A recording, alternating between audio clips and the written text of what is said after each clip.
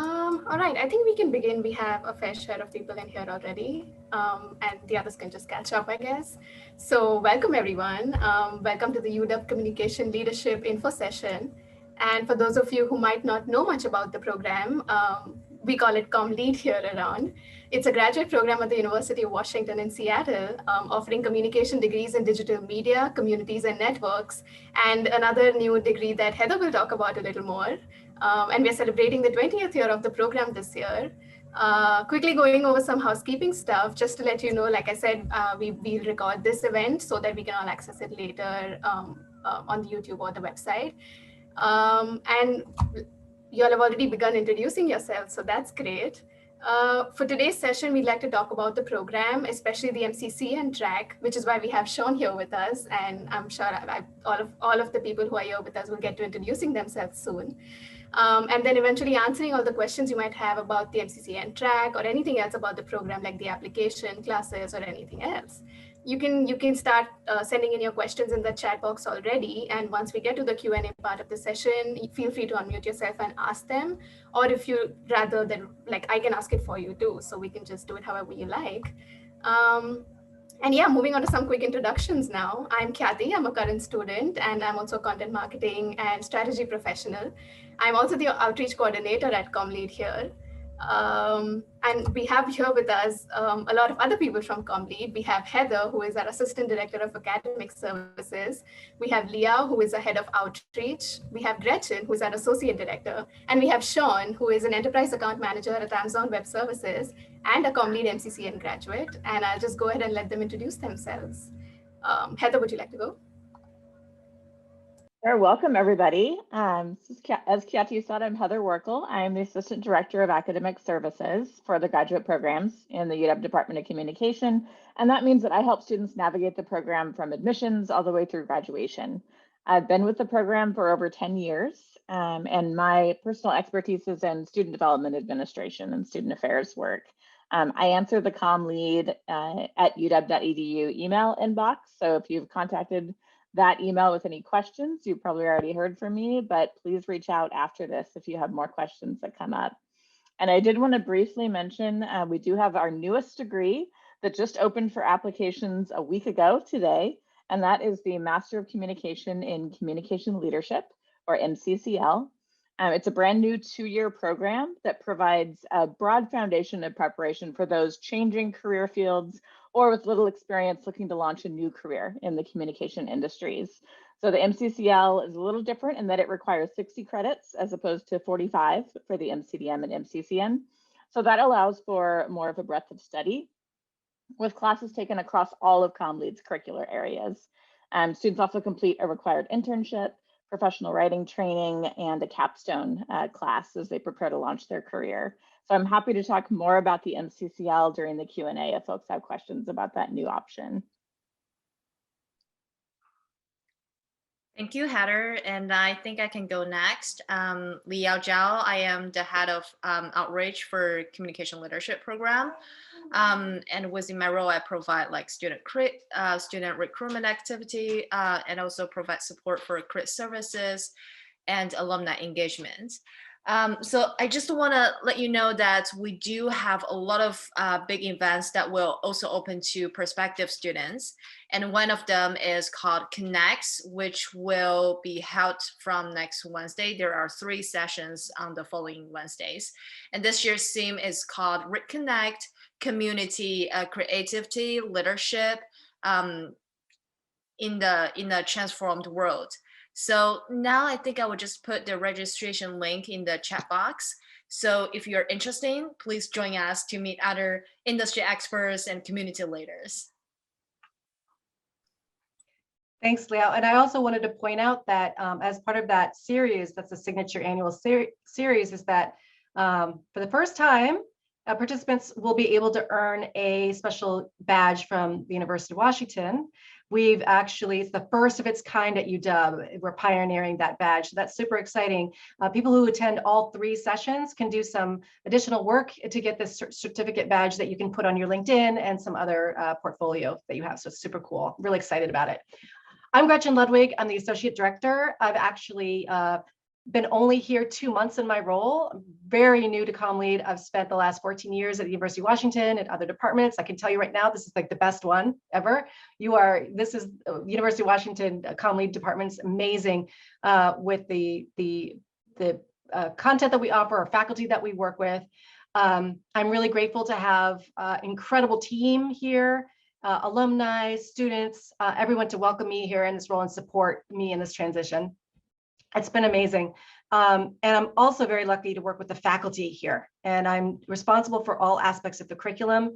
Our faculty are leaders in their field who also are, they're working practitioners who also teach here at the University of Washington. They have connections in Seattle, nationally and globally. So I encourage you, if you haven't already, to go to our website, check out our faculty, our amazing classes, the specializations, the degree options, and check around. So with that, I hand it over to Sean. I'm so new, I didn't even know Sean until I was in this meeting right here as one of our alumni. So take it away. Thanks so much. Thanks so much, Gretchen. Hi, folks. My name is Xiao Ahmadi. I am an alumni of the program, cohort 17, actually. I'm excited to be here with you today, support the program, help provide you at least some perspective from both sides of the chair, right? Perspective as you're thinking about taking on an adventure like this. What does life look like through the program? What does life look like post the program? And really what comes with that community and how does it serve you? And how can you serve back to it? And so it's been a great journey. I'm excited to have the conversation with you today. And if our time runs out and you'd like to have more of a conversation, you're more than welcome to reach out to me on my LinkedIn or whatever mechanism works for you. And I'm always happy to be a resource to you as you evaluate the next chapter of your journey. Thank you so much, everyone. And since, like Sean mentioned, we only have him here with us till around 5:30. So I'm just going to quickly just get directly to the questions I have for him, where he can provide more perspective about his experience. And then if we do have some time before we have to let him go, we can also probably get to a couple of questions you guys might have specifically for him. And like he said, if we aren't able to get to those, we can kind of address those outside of this session too. And then just get to the general Q&A part of the session. So yeah, Sean, if you'd like to just begin by talking about how you found CommLead and what helped you make the decision to apply, especially to the MCCL track. Sure. So I think like many, when you start to think about the idea of graduate school, it's part of a whole holistic set of emotions on why pursue graduate school and what are the different reasons that kind of propel you that way. I personally had that epiphany multiple times throughout my life that led me to CommLead. So I can look back and say I'm actually fortunate that I didn't pursue previous opportunities for graduate school until I came across CommLead. For me, I think the challenge with grad school is I always found it to be there were very pointed programs, and they didn't offer a place where, for the requirements that I was looking for. And what I was looking for was an opportunity to be surrounded by people who are different than me and who think differently than me and who get to work on things that are differently than me. I'm actually in sales. I've been in sales my entire career. I wanted to find a program that didn't have a lot of salespeople in it. And I wanted to force myself to sit in a room with very diverse minds that have been a nonprofit and that have been journalists and that have been authors and that have been, scientists that have come from such unique backgrounds to push me to think differently and introduce diversity into my own professional and personal life. And so when I came across the CommLead program, it really hit on a couple marks. And the first thing was, I was looking for a program that was diverse enough that would strengthen my skill set, not just a profession. So I wanted to become I felt that if I continued the path of a sales career, or in the enterprise or whatever path I chose to take, becoming a better communicator and a storyteller would be a tool that I could carry in every facet of my career. Believe it or not, it has sparked a ton of interest in the sales community to not have an MBA and say, oh, interestingly enough, you have a storytelling degree. And the alumni network that came with it was really profound. One of the actual founders of AWS was one of the former alumni of the program. And so I had a chance to have coffee with him in Seattle a year and a half ago, and I was asking him as I was going through my capstone, hey, how did this program serve you, and what are the things how did it play in your career? And it just reaffirmed that the things that some of the folks that went through this program years and years ago were accomplishing some of the same objectives that I had, which was, learn how to become a better communicator and tell stories in your work, in your professional life, your personal life, help land messaging across to your audience, whatever profession that is, and learn from new minds that you wouldn't get a chance to be elsewhere. So I found the program, and thanks to folks like Heather, who dealt with a host of emails from me and things that I knocked on her door, like, how do I do this, or where do I go? And the whole staff, right? If you have a chance to meet Ken and Anita and all the different folks that have been in the program, I always share with any alumni that gets in, or any prospective student, one of the greatest pieces of this program is building an alliance with your professors, because they have such remarkable experience that is so hard to find. You can find cool backgrounds in companies, but when I was sitting in a class once, and Anita brought chocolate back from, I think it was from like Ghana or something, and like had stories about how that chocolate was sourced, and like the hands that went into finding it, making it, and then was able to take that and connect it to things like, ethical, food that's sourced ethically, and all these different components that you would never find in a normal conversation outside of this program, right? So I could go on and on about why I'm passionate about the program, but there just really wasn't any other option out there that even resembled what I was looking for, similar to what ComLead was. So that was my pursuit to the program. Thank you. And I think you mentioned this a little bit, but if you could talk a little more about how, after starting your ComLead journey, how that helped you build your career path to AWS, and how important of a role specifically the MCCN track played in that. Yeah, thanks for that. So when I joined the program, I was working at Salesforce.com, and I was thinking about making I just entered Salesforce.com from, I was in a gov tech background, so selling technology to government. And that in itself required a certain level of communication skills that I started to become really passionate about, because my audiences were so different, right? 1 year of my life, I was flying around meeting with mayors and police chiefs, and then the next year I'm meeting with marketing executives and I'm sales executives, right? But really the personas were different, but at the end of the day, it's humans interacting with humans, and coming up with ways of how does your messaging and your story resonate with someone else. And so as I started to think about, hey, I want to become a better communicator, I'm inspired by certain speakers of the world, and I want to, afford myself an opportunity to sharpen that skill set. I recognize that, especially in the world of tech, you can't get anything done by yourself. You have to lean on so many different groups to be able to accomplish a goal. And at Salesforce, I started to really understand that. And one of the things that attracted me to the MCCN program was that it was an emphasis on more communities and networks over kind of, the digital media route, which I think is a great route. And in fact, many of my friends that I still have great relationships with today came from that program. But I especially really enjoyed the MCCN track. I thought that there was a little bit more of at least because I think the class sizes were a little bit smaller, there was a more of an intimate connection with kind of that. You could find classes that weren't just the giant forums, but you could also participate in those while also having an opportunity to take advantage of smaller class opportunities, which I really enjoyed. Two, it opened me up to some really cool classes. I think I took one with the former CMO of Tableau, where this individual built out a multi-million-dollar marketing organization and was able to sit in a class of 15 to 20 people and break down exactly how you drive messaging into the market, and break down data with us and apply it to stories. And then when I joined Amazon, it was very clear that you are going to work with, I would say in a given year, it would take my extended team of people that I'll work with to accomplish things with my customers.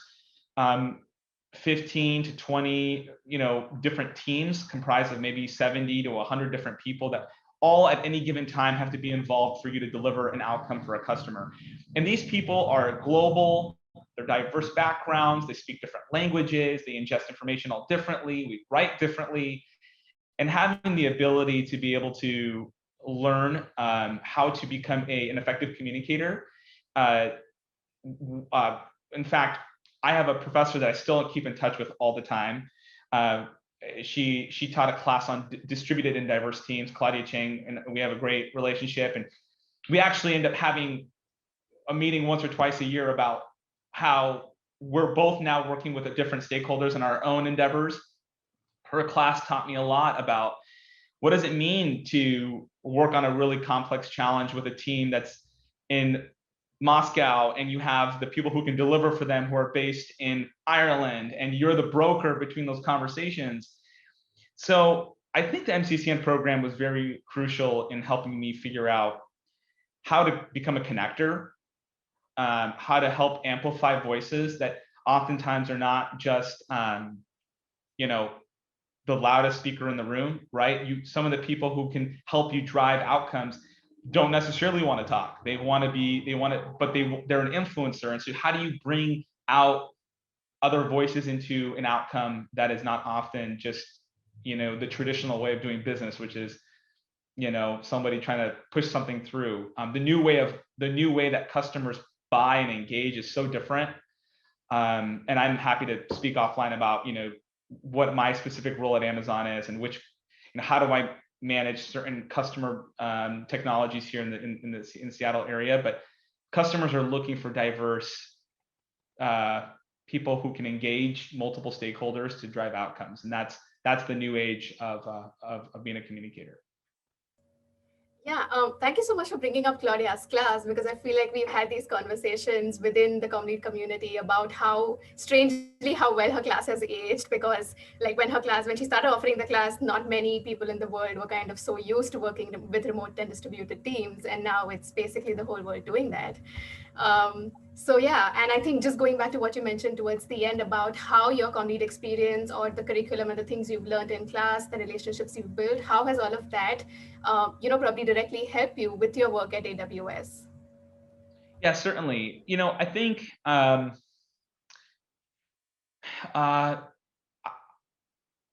just having a reflection back to my first class with Anita, sitting in this big, broad auditorium, right? And you have those nerves, right? Like you walk into grad school for the first time, you get into a seat, you see all these different faces, you're kind of wondering who's going to say what and what are we going to say. And I just remember her opening up basically what ended up being a 3-year journey for me. I actually was working full time during the program. And by the way, that was something that was really special to me too, that the flexibility in the program afforded me an opportunity across the board. I had a lot of colleagues that went full time, a lot of colleagues that went part time. At the final year, we were preparing for our firstborn, and it was my last quarter. And Anita worked with me one-on-one in a one-on-one capstone, which was really, really special. But I think just knowing that the endeavoring to going towards grad school is a big, big decision, and it's going to require nights and it's going to require time. But what I love most is that I walked out of the program with my purview of the world expanded. I feel like I learned and heard voices that I would have never got a chance to hear. And now when at work, believe it or not, there is a very big focus on, one, inclusion and diversity, of course, but two, how that's communicated. And in the workplace, communication expertise is moving away from not just being a specialist role, but into being an integral part of every career path, right? And they're looking for ambassadors to champion concepts for organizations that require the people who are passionate about messaging and about communication and connecting. And I think that's something that I really appreciate about this program. It brought a lot of light to me on how to facilitate that exchange. And what does it mean to be a communication professional. I felt like at first I was an imposter, like, oh my gosh, like I'm in sales and I'm going to finish this program. And if I don't become a, communications marketing manager, like I'm not going to have fulfilled my duty. But I actually finished it like more passionate about sales than ever. I actually think that it builds so much trust with your customer, to be able to know how to listen. And I think that was my favorite outcome and favorite class I took the whole time. I think it was a listening class that Anita had. Listening and leadership, that's what it was called. And it was remarkable. I think, just to put a bow on it, the thing that I appreciated most is that there was never once in 3 years I felt like a professor came to a class and winged it. That was so special. It was like every class was so well prepped. The content and the material was so well sourced. It just was something that I couldn't even found on my own. And I really appreciated that. So anyway, I'll park it there. I'm happy to maybe answer some questions or thoughts. Totally, I'm happy to be as transparent as possible for you. But hopefully that background helped a little bit about how it shaped my career and the role it's continuing to play. As you can see, I'm still involved with the program. And I'm passionate about it too.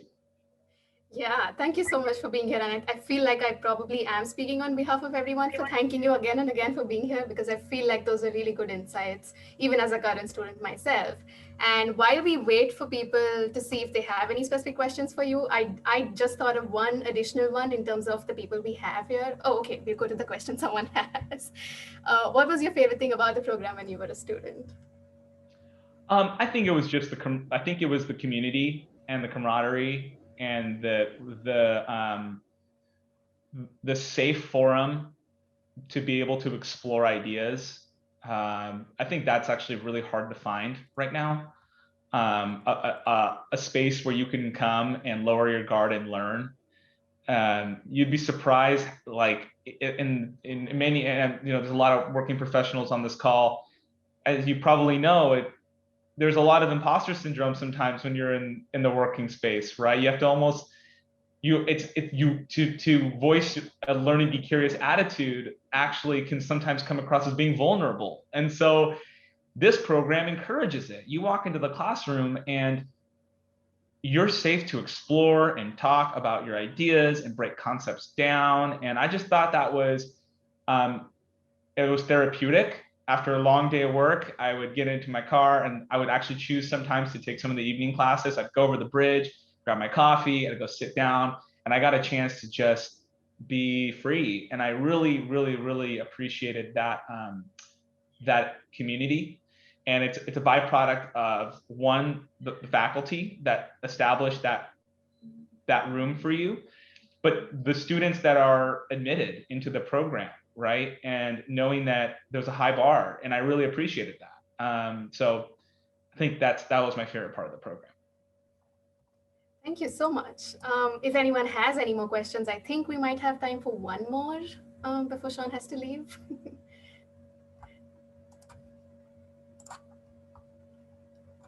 I can just go ahead and ask the one I thought of. Okay, every time I try, someone comes up with great. Okay. Okay, what are some of the skills you learn in the program and that you find yourself utilizing at work every day? So there's two skills that I think that it reminds me of my time in the program every day. The first is, I just completed my first year of working completely remote, and I didn't see my customers one time this year. I've been with my daughter now every single day that she's been on Earth for coming up on the first year. And some of my teammates that I spend 10 to 12 hours a day with, I've never seen in person. And that requires, I would say, like, almost, I don't even want to call it emotional intelligence or social, and I don't even know what you would coin it as, but it just requires just a base understanding of this new environment that we're in, and being able to turn a digital environment into something that is meaningful for everyone. And to be on that learning journey with my customers, I think the program brought a lot of those skills forward. Just basic things on setting a stage in a meeting, how to pull people in, how to engage, how to think about the different voices. You have a meeting and you realize that someone that is valuable to a decision-making process didn't speak up. How do you go back to them after that meeting and say, hey, I know we didn't get an opportunity to engage you. How did you think about this concept or that concept? So just being a connector. And the other side is writing. I think that, and maybe this is just because I work at Amazon, but the writing culture is so key. And to be able to be an effective communicator and be able to pen out your thoughts and is very, very, it's I don't want to call it a lost art, but it's very, very prevalent in today's working in the workforce. And I really appreciate it, the emphasis on that. Thank you so much for being here. I do want to be mindful of your time and I'm a bit up on your time. So really, once again, thank you so much for all the insights and for being here and talking about your experience. And I'm sure it was beneficial to the people who are here listening to you. So like you said, I feel like since you said you're open to people reaching out to you via LinkedIn and other platforms, I think if people do have any more specific questions for you, they could definitely reach out to you. I would absolutely welcome it. As we close, as my portion closes, I just wanted to, encourage you that this part of the journey is that you're doing your due diligence and you're engaging, and I just commend you for it, and wishing you all the best in your learning journey. And I hope to get a chance to connect with you in the future. And thank you very much to the whole team. Gretchen, thank you so much for having me. And I look forward to seeing you all again soon. Thank you so much. See you. Thanks. Yeah. So we now continue with the session, and we'll go to the Q&A part of the session. So if any of you have any specific questions about the program, the different degree tracks, the MCCL track that Heather spoke about earlier, any application related questions, if you have any of those, please feel free to either, like I said, use the raise your hand feature or type them down in the chat, and one of the four of us will try and address the question.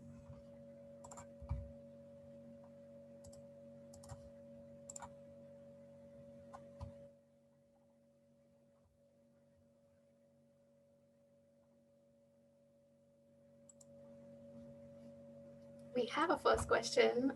What does the day-to-day look like for full-time students in the program? I can take that one, being a full-time student myself. For full-time students, I think, again, even for all full-time students, it might look different depending on the classes you've taken. So we have weeknight classes, which usually, if they're a 5-credit class, they would go on from 6 to 9:50. If there are fewer credits, then there's fewer hours. And then we have weekend classes, which would either be 9 to 5 on a Saturday, mostly on Saturdays, some classes on Sunday. So the class format depends on which one you pick. And then depending on, again, how many credits you're taking in the quarter. As a full-time student, you take a minimum of 10. So for example, for me, if I've taken 10 credits in this quarter, I would spend a lot of my time preparing. So I'd say 10 to 15 hours per week, including the 3 hours of class on each of the classes I've taken, which are 5 credits. So I would spend around that much time on the class. And for specifics of what you really do in those hours, again, that depends on the classes you take. A quick example that I can share of the current class I took, which was product content strategy. We spent a lot of time talking about, so our professor, she is a content designer at Facebook. So the class was very application based in terms of her talking to us about the concepts and then helping us apply those in breakout groups within the class, and then with our own groups to go back and work on the weekly and then eventual final assignment. So the final assignment for me, for example, for me and my group was analyzing the Whole Foods website and kind of recommending a product content strategy change. So that's a majority of what we did throughout the week and the quarter. So that's one example. The next question, how much overlap is there between the different tracks in terms of classes together, working on projects together, etc.? I can take this one too. And if anyone has anything else to add, please feel free. So I think we have track-specific classes for MCDM and MCCN, and then we have a whole bunch of track-neutral classes, which you would basically take with everyone in the program. So there is a very healthy mix of the classes being available in each of these categories. And also as an MCDM student, I was able to take up to 10 credits from MCCN, which I fully took. I took 2 5-credit classes from the MCCN track. So there is a lot of flexibility in terms of being able to pick specializations and the classes that you want to take. And in terms of working on projects together, that depends again on the class format and the professor. In a lot of classes, there are group projects. So there could be weekly group projects. There could be just the final project that's supposed to be done in groups. And in a lot of classes, there are individual projects throughout. So you just work on your own submission.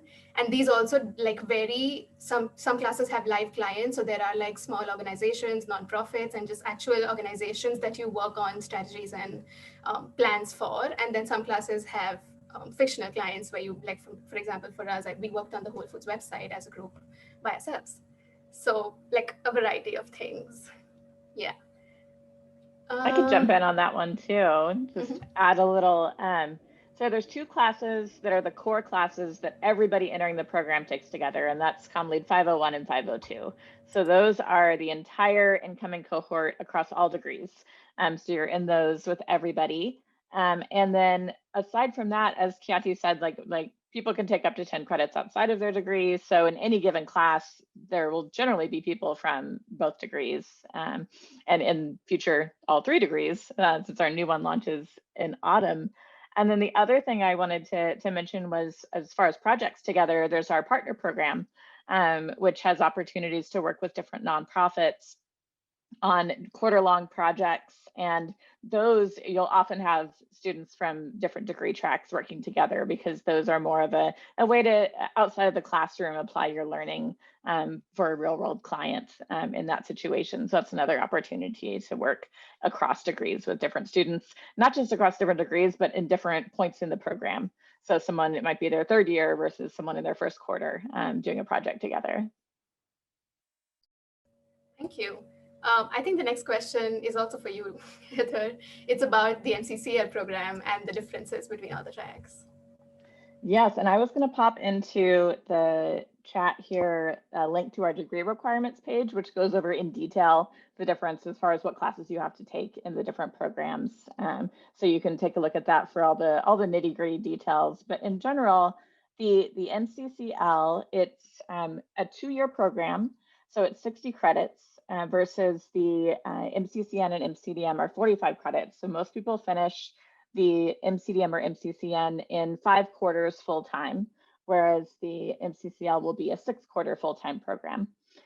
It's really geared towards students who want that broad foundation across theory, practice, and methods of communication. So if you don't have any experience in communication, this might be that you're, a fresh undergrad who's coming straight out of, your bachelor's degree, coming into the program, or for someone who's a career switcher, who's been doing something completely different and has decided, later in life, I want to enter the communication industries, but I want the broadest preparation possible to do that. Maybe you don't feel prepared to commit to the digital media or communities and networks because you don't even know what those mean yet, given with no experience in the communication industry. So the MCCL is more of that overview of all of the curricular areas in the program. It also has those elements that help you prepare for a career as kind of a new person to the industry, with the internship that's required, the professional writing class, and the capstone, so that you're getting those scaffolding pieces to launch a brand new career into the field.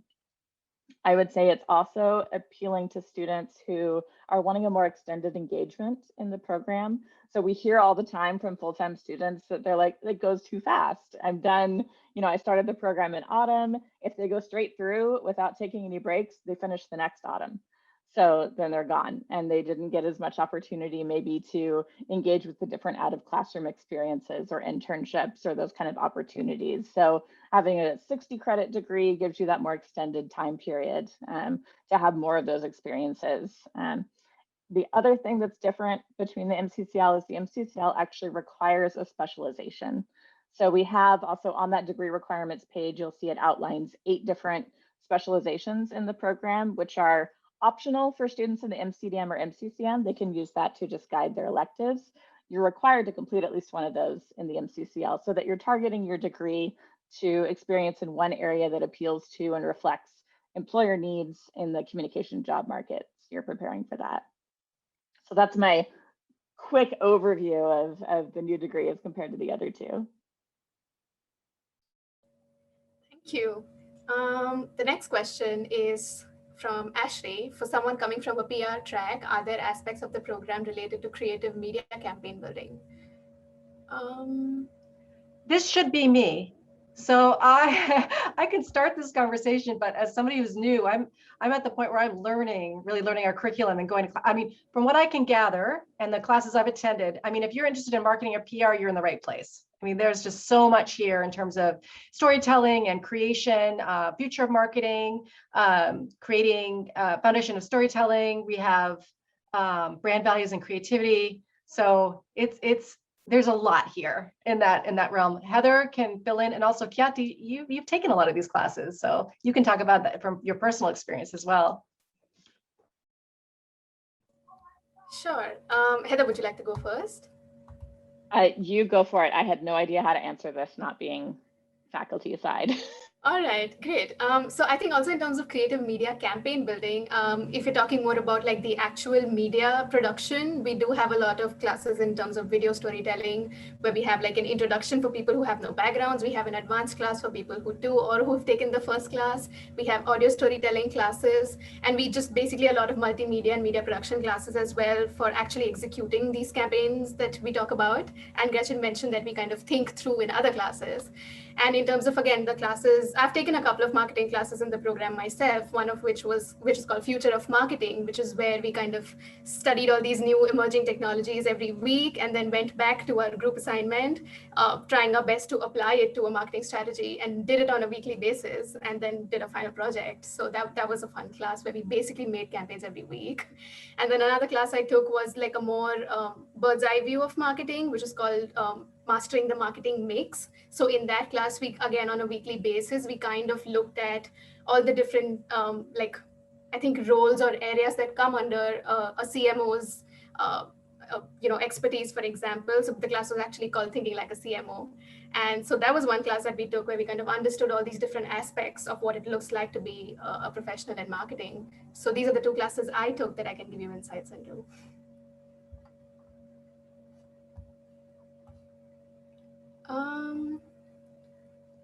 The next question. Take this next one. Yeah. So scholarship opportunities for students and I'll say funding in general. And again, I'm going to pop a link in the chat. We have a lot of useful information that I want you to be able to reference later on our website.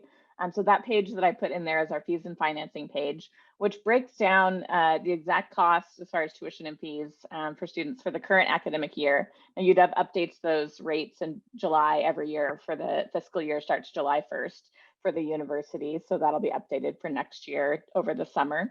But you can at least see what it looks like now. And the other thing on that page is a lot of different resources on how to fund the program. So everything from federal financial aid, we have a lot of students fill out the FAFSA and use student loans in that way. All of our programs are fully eligible for federal financial aid. But there's also several different types of unique scholarships and fellowships that we can apply for students on students' behalf in the case of like the GoMap fellowships that you'll see there, or students can apply directly for those. There's one specifically for international students, the SHE International loan on that page. But another way that we try to help students out financially a lot is through the partner program and different student hourly positions. So Kiati is, our outreach coordinator, which is a paid hourly position for a student. We have several other hourly positions that students do. Rini has been our Instagram rock star for the past year when she's been in the program. That's another paid position, is that social media coordinator. And there's several of those that are mentioned on there. But the partner program also is a way to get, like I said before, that kind of real world experience with a nonprofit organization, but that comes with a scholarship when you get one of those partner program opportunities. So we've tried to build those in to help students with the program. Another thing to mention is that because we are a fee-based program, there's no out-of-state tuition. So all students pay the same rate, no matter where you are. I know a lot of people from out of state here. You're paying the exact same, no matter where in the world you're coming from, as someone right here in Seattle. So that can be a big advantage when you're looking at the difference between in-state and out-of-state for some other programs. Thank you. I think the next question is for you as well. I should read ahead before I mute myself. Is the competition for the second deadline more competitive than the first?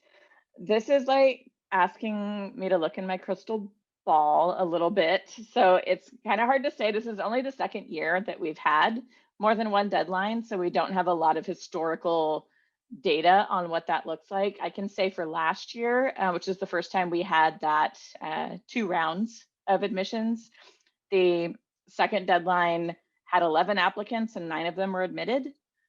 I can't promise that'll be the same situation this year. We don't know how many people are going to apply.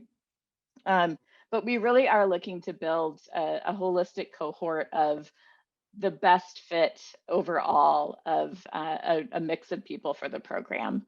So it's definitely holistic admissions. Gretchen's been reviewing these applications. You can say like all of the different elements kind of come together to figure out what the program is gonna look like that year. And each cohort's a little different. We try to keep it balanced between degrees, between different backgrounds. So we have new graduates versus industry veterans in every cohort, and everywhere in between.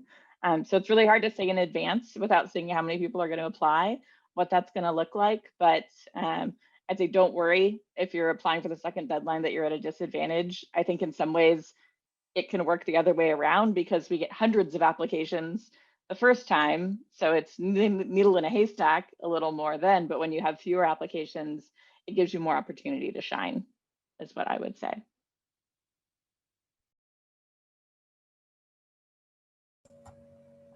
In terms of the number of people who typically apply as a whole, Heather. I guess that's me too.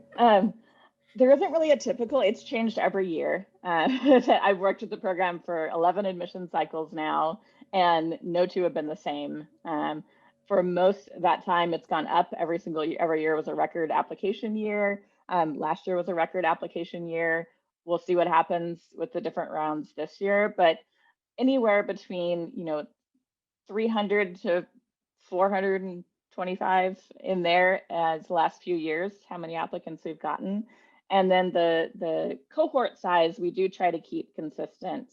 It went a little larger this year because we were conservative given the pandemic and more people wanted to come to grad school than we expected, which is a great problem to have. But we try for about 90 students in each incoming cohort. So the competitiveness depends on how many people apply versus that goal of about 90 people each year. All right, and then another one. Oh, that's hi. Welcome. So the program's largely practice oriented, but is there also scope to pursue research opportunities post the program? So good question. There is a research methods requirement in the program. So you have to take at least one class that has a research focus in it. And some students really enjoy that type of work and choose to take more research methods classes, which you can absolutely do. You also have the opportunity to do an independent study with a faculty member. And so some students that want to do a more focused research project might choose to do an independent study to do a specific project, either something that you started in a 10-week class during the quarter that you want to keep going with, or a new project that you're wanting to do. And thank you so much for patiently answering all our questions. Yeah, no worries. Pause for some water so I don't start coughing when I answer.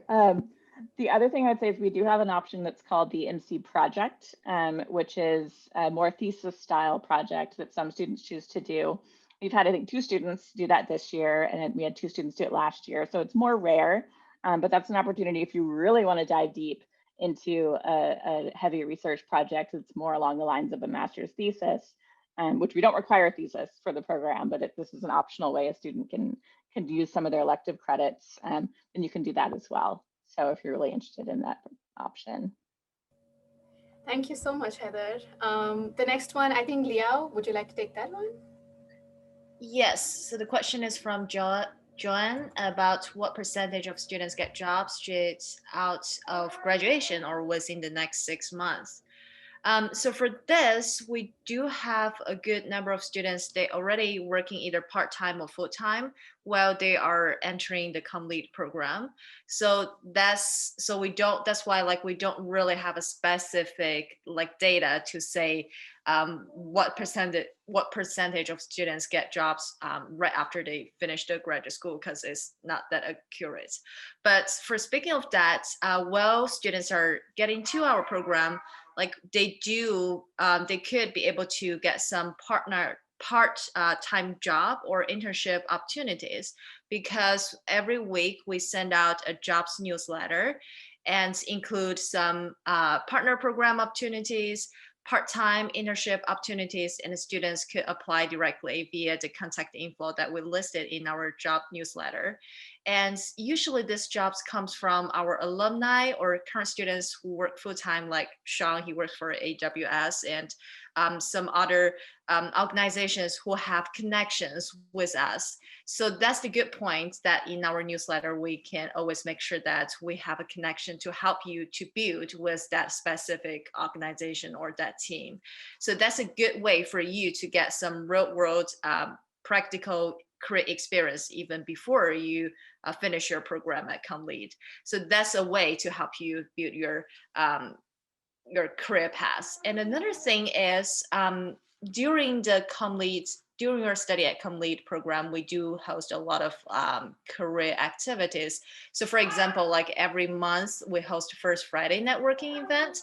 So that means like we every month we pick up an organization or company, so you can get to know their recruiter and their staff, like what the real work look like in that particular company. And also by connecting with their recruiter, and you get some internal connections, right? So for example, like next month we're going to host it with Google, and the months after we're going to host it with City of Seattle. So we'll make sure that you have some internal connections. So these are the ways that we support our students. And even you graduate from ComLead, you can still join this networking event as an alum. Yeah. Thank you. So the next question is about being able to apply for partner programs across multiple quarters. And that's definitely like, as long as you're eligible for the role and it definitely fits you with your skills, you're definitely allowed, like you can do that. And sometimes even the partner programs themselves will extend beyond a quarter. Like I know of a couple of my classmates who started with the partner program in fall, and then it got extended over winter. It's now going to get extended over the next quarter as well. So sometimes that happens too, where the organization wants to continue working, often with the same people. So then there's a big chance that can happen as well. If we have any more questions, please feel free to type them in.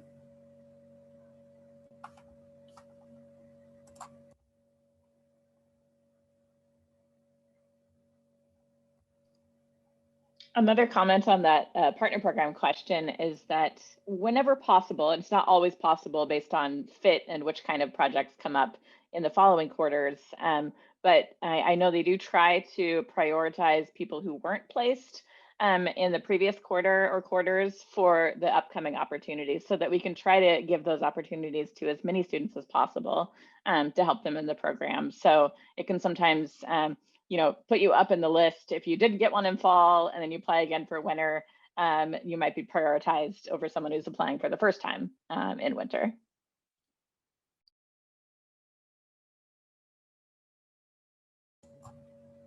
Liao, would you like to take the next one? Okay. So when I just want to clarify, I think when you talk about ComLead consulting, you're talking about the ComLead COVID-19 consulting team, right? So if yes, I can say that is kind of related to our partner program, because we do offer some scholarship with the students who work for the ComLead consulting team. So even though they're different name, but they are both like real world projects for our students, and they can work with the clients like small business or nonprofit. So if you get to apply for ComLead consulting team, and you can still get the scholarship, and the amount was very similar, like the amount was that you get from the partner program. Yeah. Yeah, they are, and that message might be coming because the process has been streamlined for paying students doing both of those, but they are still distinct programs. Like the consultancy is its own thing, and then partner program opportunities are separate from that. They've just on the payroll side started being processed in the same way. So it's more of a how the sausage is made versus the programs themselves. Thank you. If anyone has any more questions, feel free to ask them. Meanwhile, I think maybe we can cover one that I often get in these sessions is basically kind of tips around like putting in a successful application, so to speak, in terms of meeting all the criteria. So if any of the three of you have any tips for that, please go ahead. Yes, I will share my advice I always share when students ask about how to have a strong application. Don't repeat information between the different sections. So assume that the person reading your application is going to read all aspects of it. And so don't give up some of your precious space by repeating something that's available in another part of it. For example, like we have your resume, so you don't need to tell us I worked for 3 years at this company because your resume tells us that. So don't waste space in your personal statement or your video. Doing that is a key piece of advice I say. And think of the personal statement, the video, and the resume as giving different aspects of information about yourself. So the resume tells us what you've already done, kind of what's in the past, what experiences you've had. The video gives us a glimpse into who you are, what are your passions, what drives you. And then the statement is telling us what are your career goals and how is this program going to help you meet those? So what comes next? So if you look at them as those distinct elements and make sure that all the information you're presenting is separate, you'll give us the best kind of holistic picture of who you are as an applicant. And meet the deadline and follow the word limit and length limit for the statement and video. Another thing I would add, as somebody who's doing this for the very first time and I'm still reading through, is I think the applications that stand out to me and us the most are those that are not generic. You know, they are understanding the program and really understanding their fit within the program and why they want this program. Why this program? So if it feels like something that you really could be applying to everywhere, or it's clear that you are applying to multiple, it's clear.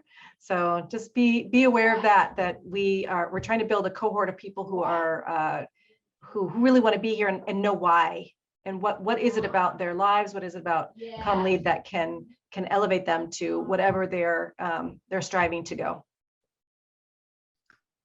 Yeah, absolutely. We love that you love Seattle, but that doesn't convince us that you're right for this program. Yeah. I see a question here about who reviews the applications. Is it just admission staff or do faculty? It's actually not me. I don't review applications. I just check them in and make sure they're complete and then pass them on to the committee. This year, our committee is 5 people that are reviewing, and that is made up of a mix of CommLead staff and faculty, and then a graduate student who's reviewing those. So each application gets reviewed by multiple members of the admissions committee, and then we all come together as a group in a big marathon meeting to choose the cohort at the end of that admissions review each time. Thank you. Leah, would you like to add anything to that? I think that's it. I would just say pay attention on details in your application. Make sure that's to reread it before you hit the button of submit, because you can always catch some mistakes in the last minute. So make sure that you reread it. Yeah. I second that. Proofread it, have someone else read it. I can't tell you how many I've read and I've seen where someone said, I'm so excited about the University of Michigan. And I'm like, oh, we know where else you're applying now. You know, those little things that spell check is not going to catch because the words are right. It's just not right for this application. Thank you so much. I think that was pretty good advice from all of you. And if any of the people who are in this session here have any more questions, I think like Heather said, you can send them via email, and Heather does a really wonderful job getting back to everyone who sends questions or any emails to the Comlade email ID. So feel free to do that. And also, I think if you're not already aware, even like on our socials and everything, if you do have any questions or you do want to get in touch with someone, feel free to do that as well. So for you to be able to get more insight into the program and the community here, just feel free to kind of approach people like that. So thank you so much for being here, everyone, and especially our staff and faculty here. So thank you so much, Gretchen, Liao, and Heather. And I hope this was helpful for all the attendees here. This video will be up on YouTube. So if you do want to go back to something, I think it should be up sometime next week. So yeah, everyone have a great evening.